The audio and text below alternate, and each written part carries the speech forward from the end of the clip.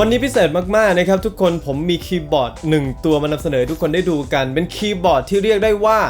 คิดหาอะไรในคีย์บอร์ดตัวนี้มีให้หมดเลยนะครับไม่ว่าจะเป็นการเปลี่ยนสวิตช์ฟังก์ชันการใช้งานระบบมัลติมีเดียทุกอย่างมีหมดเลยผมมากับแบรนด์อะไรสำหรับวันนี้ผมมากับ Mountain Everest Max นี่คือชื่อของเขาบางคนอาจจะไม่เคยได้ยินชื่อนะครับซึ่งแบรนด์นี้ก่อตั้งในปี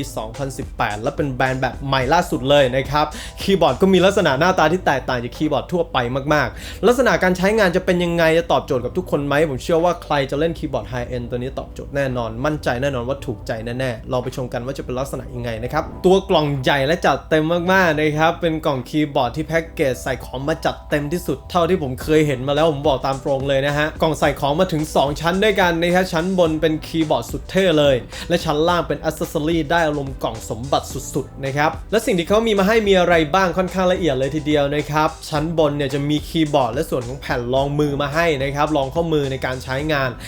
นได้ยาวๆอย่างแน่นอนนุ่มด้วยนะครับผมบอกเลยนะฮะแล้วชั้น2มีอะไรบ้างนะครับก็คือชั้นล่างบอกเลยให้มา4กล่องแบบจัดเต็มเลยนะครับกล่องแรกนะครับคือนำแพดดิสเพลย์คีย์นะครับบอกเลยว่าตรงนี้เป็นจุดเด่นมากๆอุปกรณ์เสริมของเขาเจ๋งสุดๆนะครับค่อยไปชมกันว่าจะเป็นยังไงแล้วต่อมาก็จะมีมีเดียด็อกมาให้ด้วยนะครับในการตั้งค่ามัลติมีเดียทั้งหมดผ่านอุปกรณ์ตรงนี้เลยถัดมาคือกล่องสาย USB Type C สำหรับตัวคีย์บอร์ดบวกสาย USB Type C Female นะครับสำหรับเชื่อมคีย์บอร์ดกับตัวนำแพดดิสเพลย์คีย์สุดท้ายคือกล่อง Accessory Keycap และสวิตช์ที่มีมาให้นะครับเลือกได้หลายแบบมากๆพร้อมตัวดึง Keycap and Switch นะครับเพราะตัวคีย์บอร์ดสามารถ Hot Swap ได้ด้วยถือว่าเจ๋งมากๆมันก็เลยต้องมีกล่องเครื่องมืออุปกรณ์แบบนี้มาให้นะครับค่อยไปจัดการเซตอัพกันนะครับว่าจะเป็นยังไงนะฮะส่วนของสเปคเป็นยังไงบ้างนะครับเริ่มตั้งแต่สวิตช์นะฮะตัวนี้เป็นแบบ3 พิน Cherry MX Hot Swap ได้นะครับซึ่งส่วนสัญญาณไวมากๆ Stabilizer ตัวนี้ก็เป็นของ Cherry เช่นเดียวกัน Anti Ghosting สามารถกดพร้อมกันได้ 100% เลยนะฮะพร้อม Micro Processing ตัวนี้นะครับเป็น Cortex M0 นะฮะส่งสัญญาณได้ไวอย่างแน่นอนและอ่านค่าการส่งคำสั่งของคีย์บอร์ดได้ดีอย่างแน่นอนพร้อมวารันตีตัวนี้อยู่ที่2 ปีเต็มๆสามารถใช้งานกับ Windows เป็นหลักนะครับ Mac อดนะครับอันนี้ผมบอกไว้ตั้งแต่ต้นเลยนะฮะแต่ Windows ใช้งานได้ทุก Windows แน่นอนสุดท้ายน้ำหนักตัวนี้นะครับอยู่ที่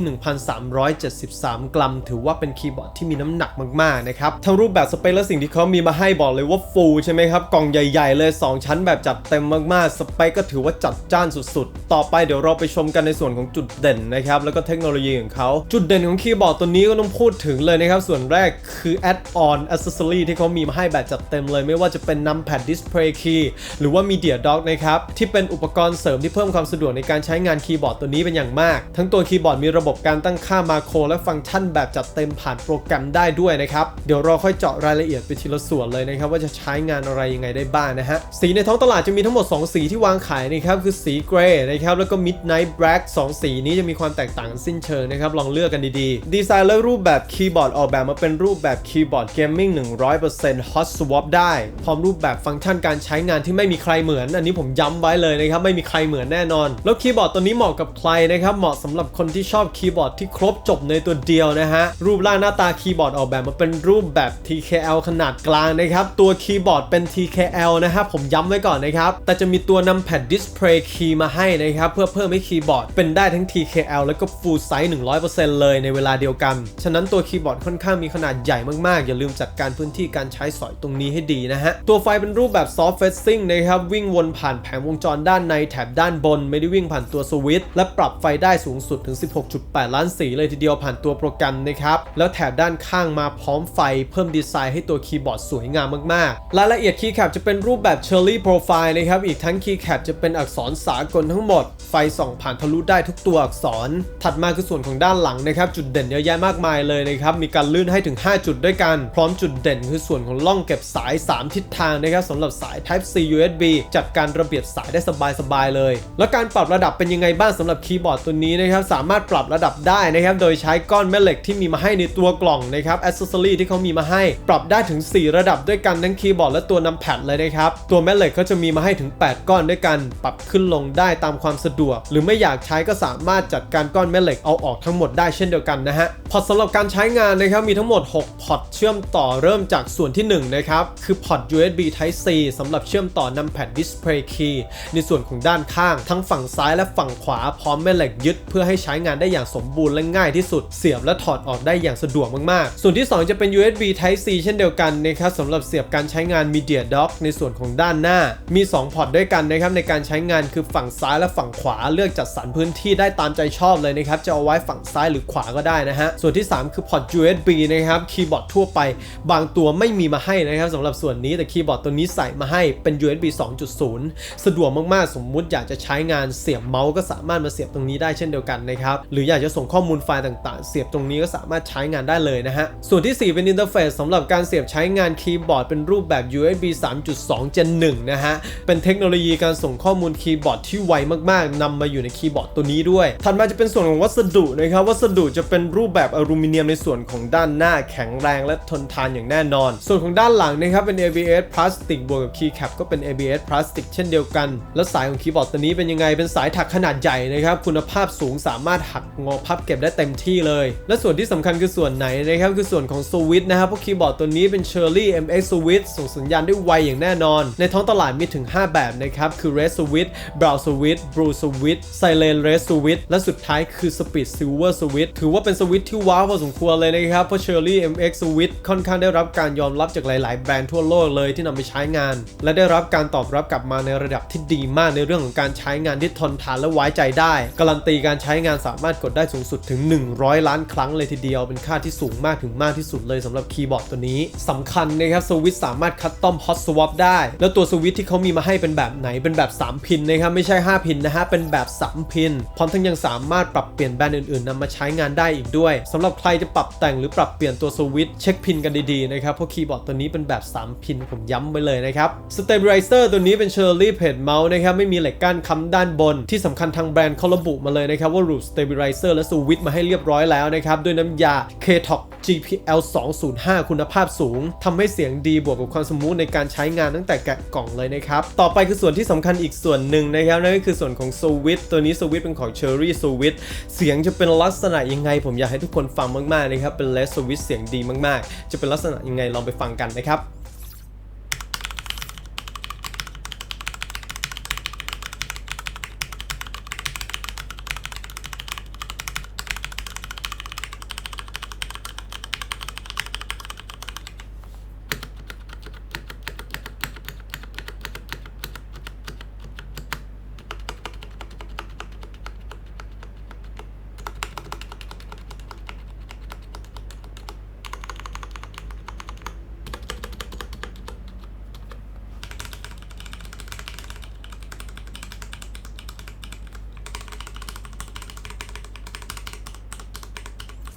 เสียงที่ทุกคนได้ยินเนี่ยอย่างที่ผมได้สัมผัสดูผมบอกเลยนะครับว่าเขารูปสวิตช์มาให้ได้ค่อนข้างดีเลยบวกกับ Stabilizer จัดการมาได้ค่อนข้างดีมากๆรูปมาให้จัดเต็มหมดแล้วนะครับสามารถใช้งานได้เลยเมื่อแกะกล่องออกมาใช้งานนะฮะต่อไปเราไปดูในส่วนของการใช้งานดีกว่านะครับว่านำแผ่น Display แล้วก็ส่วนของ Media Dock เนี่ยนะฮะในการใช้งานของเขาเป็นยังไงบ้างถือว่าเป็นจุดเด่นของคีย์บอร์ดตัวนี้เลยนะครับเพราะคีย์บอร์ดตัวอื่นไม่มีอุปกรณ์นี้ให้ใช้งานกันจะเป็นลักษณะยังไงผมเชื่อว่าถูกใจแน่นอนนะฮะรายละเอียดนำแผ่น Display Key และ Media Dock นะครับนำแผ่น Display Key คืออะไรใช้ทำอะไรได้บ้างสำหรับส่วนนี้ใช้ต่อพ่วงอุปกรณ์ในการใช้งานส่วนของตัวเลขนะครับและการใช้งาน Display Key Custom ไหมถ้าใครเคยเห็น Stream Deck ผ่านๆตามมาบ้างหรือใช้งานมาบ้างอุปกรณ์คล้ายๆกันเลยนะครับจะได้ทำความเข้าใจได้ง่ายๆนะฮะการเชื่อมต่อของเขาเชื่อมต่อยังไงได้บ้างนะครับเชื่อมต่อผ่าน USB Type C ได้เลยโดยตัวนำแผ่น Display Key ตัวนี้สามารถเลือกทิศทางการเชื่อมต่อได้คือซ้ายกับขวาโดยแผงสล็อตที่ด้านหลังนะครับเพื่อเชื่อม USB Type C ที่อยู่ด้านข้างตัวคีย์บอร์ดแต่ถ้ารู้สึกไม่ตอบโจทย์นะครับก็สามารถใช้สาย USB Type C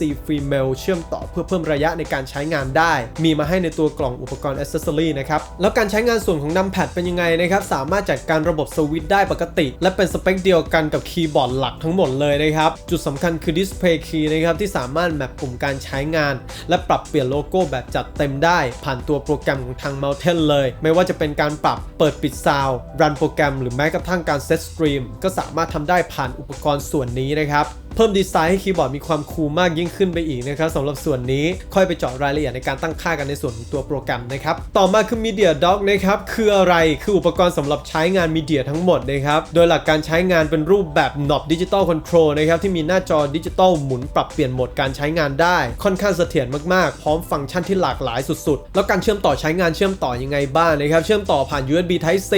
ส่วนของพอร์ตด้านหน้าคีย์บอร์ดได้เลยนะฮะโดยตัว Media Dock ตัวนี้สามารถเลือกทิศทางการเชื่อมต่อได้คือซ้ายกับขวาในส่วนของด้านหน้านะครับเลือกได้ตามใจชอบเลยการใช้งานจะแบ่งออกเป็น3ส่วนใหญ่ๆนะครับคือส่วนของไฟสัญญาณ Media Control และ Knob Digital Control นะครับไฟสัญญาณจะมีบอกทั้งหมด4ส่วนด้วยกันคือส่วนของการล็อกปุ่มต่างๆในคีย์บอร์ดทั้งหมดไม่ว่าจะเป็น Num Lock Window Lock Cap Lock และ Scroll Lock เป็นปุ่มการใช้งานระบบล็อกทั้งหมดสะดวกต่อการใช้งานอย่างแน่นอนนะครับเพราะมีสัญญาณบอกตรงนี้นะฮะ Media Control นะครับคือปุ่มสำหรับการใช้งานเกี่ยวกับมีเดียทั้งหมดคือการกด Pause กด Play Next และ Period นะครับแค่กดก็สามารถใช้งานได้แล้วโดยไม่ต้องกดปุ่มฟังก์ชันเพิ่มเติมให้ยุ่งยากนะครับ Knob Digital Control เป็นระบบการคอนโทรลฟังก์ชันมัลติมีเดียแบบ Advanced นะครับซึ่งผมมั่นใจมากๆว่าคีย์บอร์ดจากหลายๆแบรนด์ทั่วโลกไม่มีระบบฟังก์ชันตัวนี้ซึ่งการใช้งานจะแยกย่อยได้ทั้งหมด8ฟังก์ชันในการใช้งานด้วยกันวิธีการใช้งานนะครับให้เราทำการหมุนฟังก์ชันเลือกฟังก์ชันใดฟังก์ชันหนึ่งจากนั้นให้เราทำการกดไปที่ปุ่มตกลง1ครั้ง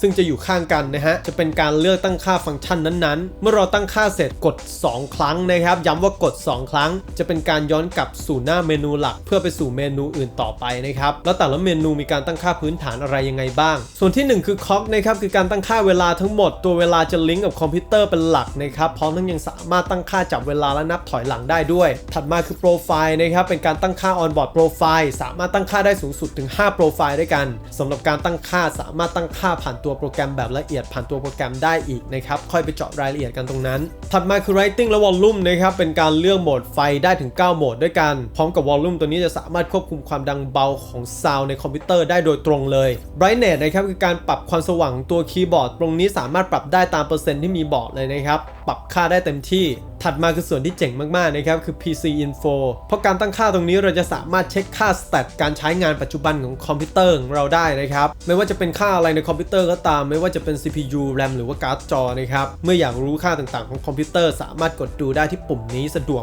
มากๆถัดมาคือค่า APM นะครับค่าความถี่การออกคำสั่งของคีย์บอร์ดต่อ1นาทีเมื่อมีความรู้สึกว่าคีย์บอร์ดมีความผิดปกติสามารถดูและเช็ครายละเอียดได้ที่โหมดนี้นะครับสุดท้ายคือ Custom Mode สามารถ Active Mode ตรงนี้ได้ตั้งค่าผ่านตัวโปรแกรมได้เลยนะฮะขาดไม่ได้เลยนะครับเราสามารถตั้งค่าโลโก้พักหน้าจอ Knob Digital Control ผ่านโปรแกรมได้ด้วยเอาจริงๆส่วนนี้สร้างความเป็นซิกเนเจอร์ให้คีย์บอร์ดของเรามากๆเลยนะครับถ้าใส่โลโก้ได้ก็เหมือนเป็นคีย์บอร์ดของเราแล้วนะฮะต่อมาเรามาคุยในส่วนของมัลติมีเดียและไฟกันบ้างนะครับในการควบคุมคีย์บอร์ดตัวนี้สามารถควบคุมมัลติมีเดียและไฟได้แมนนวลผ่านระบบของตัวคีย์บอร์ดเลยนะครับไม่ต้องใช้อุปกรณ์เสริมก็สามารถใช้งานได้แล้วฟังก์ชันในคีย์บอร์ดจริงๆเนี่ยนะฮะจะเป็นลักษณะยังไงบ้างไปชมกันนะครับฟังก์ชันไฟและมัลติมีเดียของตัวคีย์บอร์ดนะครับรูปแบบไฟและมัลติมีเดียส่วนนี้สามารถเปิดอ่านในคู่มือการใช้งานได้นะครับรองรับการใช้งานสูงสุดถึง8ภาษาหรือดูวิธีการตั้งค่าผ่านคลิปนี้ได้เลยนะฮะมัลติมีเดียในการควบคุมสามารถควบคุมอะไรได้บ้างนะครับเลือกโปรไฟล์และกดไปที่ฟังก์ชันบวกเลข1ถึงเลข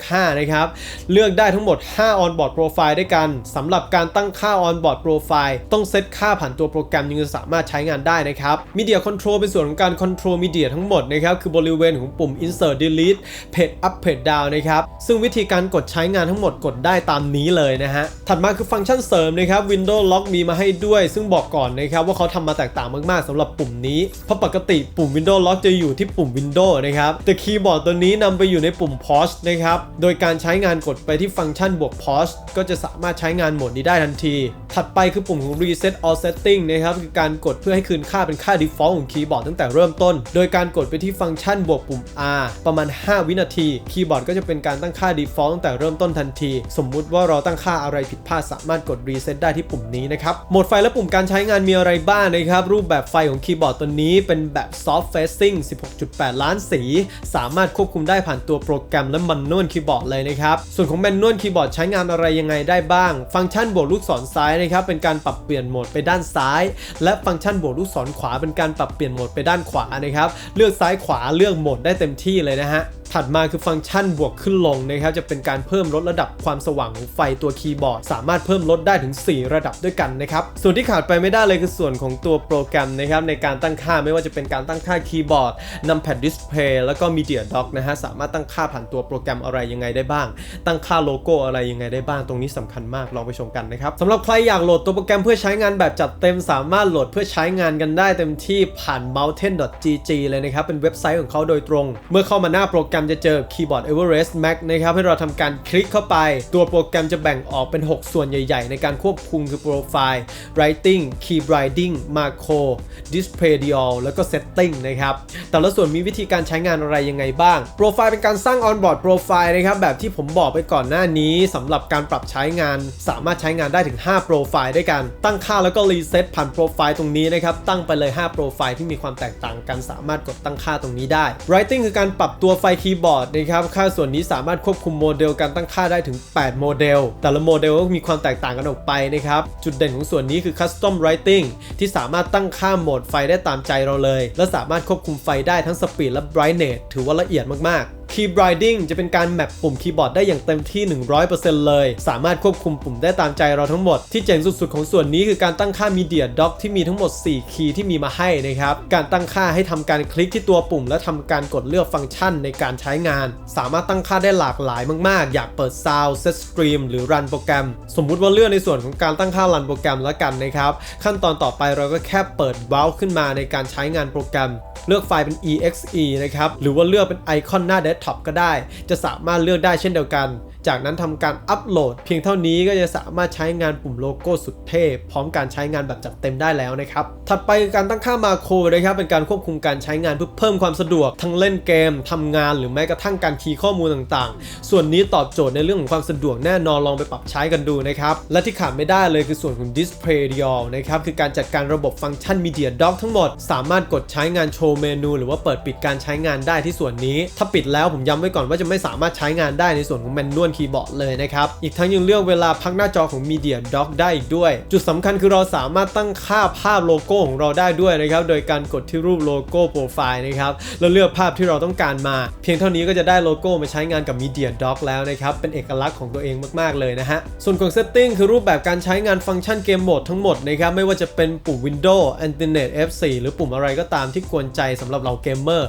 สามารถปรับได้ที่ส่วนนี้นะครับสุดท้ายจะมีปุ่มสำหรับ Reset Profile นะครับสามารถกดได้ในส่วนของหน้าแรกแล้วตัวระบบจะเซตเป็นค่าโรงงานทันทีถ้าตั้งค่าอะไรผิดพลาดสามารถกดปุ่มนี้เพื่อแก้ปัญหาได้นะครับลองปรับใช้กันได้เต็มที่เลยนะฮะผมพูดได้เต็มปากเลยนะครับว่าคีย์บอร์ดตัวนี้คือคีย์บอร์ดที่เราต้องการอะไรก็ตามที่คีย์บอร์ดควรจะมี Mountain Everest ตัวนี้นะฮะมีให้แน่นอนแทบไม่ต้องร้องขออะไรเลยจากคีย์บอร์ดตัวนี้ราคาเปิดตัวของคีย์บอร์ดระดับ High End ตัวนี้อยู่ที่ 1990 บาทนะครับอยู่ที่รูปแบบสวิตช์ที่เราเลือกด้วยนะฮะเพราะว่าแต่ละสวิตช์ราคาไม่เท่ากันนะครับเลือกและตัดสินใจกันให้ดีจากที่ผมได้ลองแล้วนะครับวางไม่ลงจริงๆสำหรับ Mountain Everest Mac ตัวนี้สั่งซื้อกันได้นะครับลิงก์ทุกอย่างผมแปะให้ด้านล่างหมดแล้วพร้อมราคารายละเอียดทุกอย่างที่ description เลยเปิดอ่านกันได้สำหรับข้อมูลนะครับสุดท้ายอย่าลืมนะครับกด subscribe ผมด้วยขอบคุณสำหรับการรับชมครับ